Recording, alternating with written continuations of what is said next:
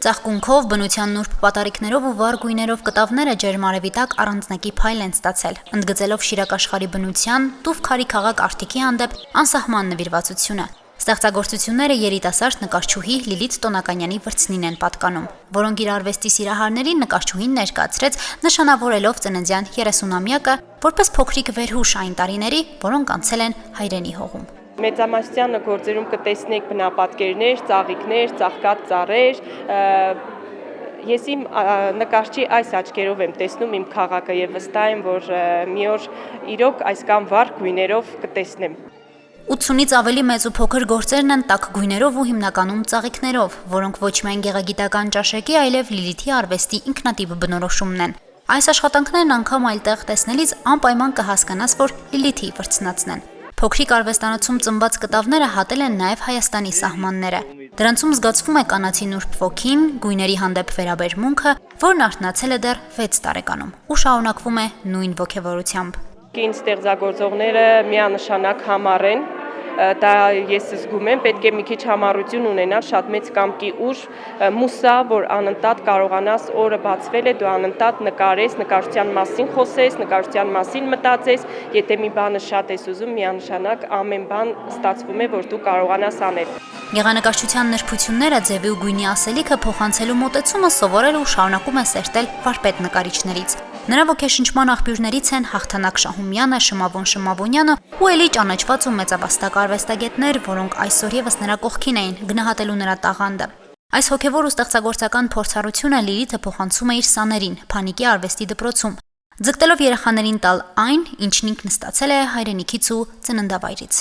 Ինքը շատ նուրբ զգացմունքների տեր մարդ է եւ դրանք բոլորը զգացում են իրեն նկարներում։ Այդ ծաղկի գունեղությունը, այդ նրբությունները իրեն համահունչ նա կարողանում է հանձնել կտավին եւ իրոք այդ զգացողությունը ապրում է նաեւ նկարը նայողին,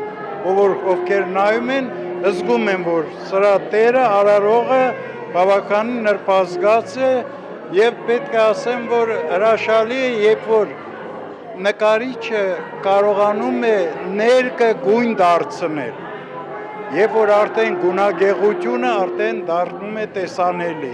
եւ ոչ թե ներկ է դիտում կտավի վրա, այլ որպես գույն, դա հրաշալի է։ Փառքաստու իրեն տրվել է։ Շատ հետաքրքիր նկարչուհի է Լիլիթը, գունեղ, շատ տարբեր բոլորից, ինքնատիպ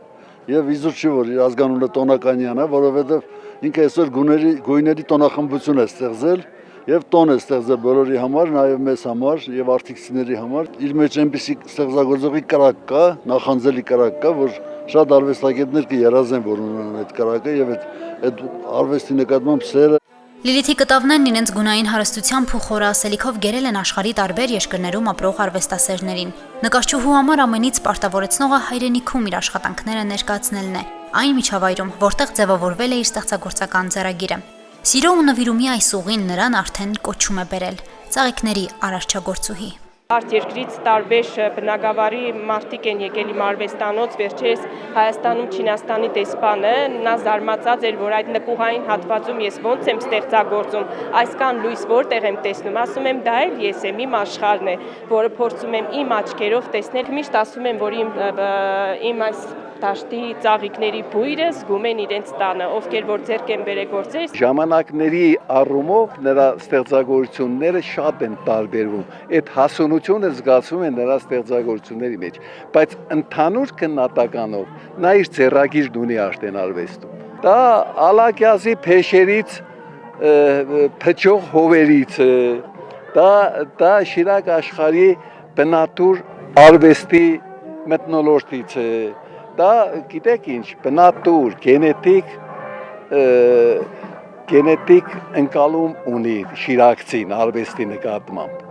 Էստոնիայի նկարիչների միության անդամ Լիլիթ Տոնականյանի Հայաստան ջան եւ մեղվիկը կտավները Լոնդոնում կայացած Golden Talent միջազգային մրցույթում արժանացել են պատվավոր երկրորդ մրցանակի, իսկ Universe Art փառատոնում նա ճանաչվել է տարվա լավագույն ուսուցիչ։ 44-օրյա պատերազմի ընթացքում Լիլիթը իր մի քանի աշխատանքների վաճառքից ստացած ողջ հասույթը նվիրաբերել է հայոց բանակին, արվեստը հանուն Արցախի նախաձեռնության շրջանակում։ Այսօր էլ նա շարունակում է իր ստեղծագործական ուղին, սրտում փայփայելով մի երազանք՝ ունենալ սեփական արվեստանոց, ավելի շատ արարելու ու մեծ թվով սաներ կրթելու համար։ Հասմիկ Թումասյան, Արարատ Ծատուրյան, Հորիզոն։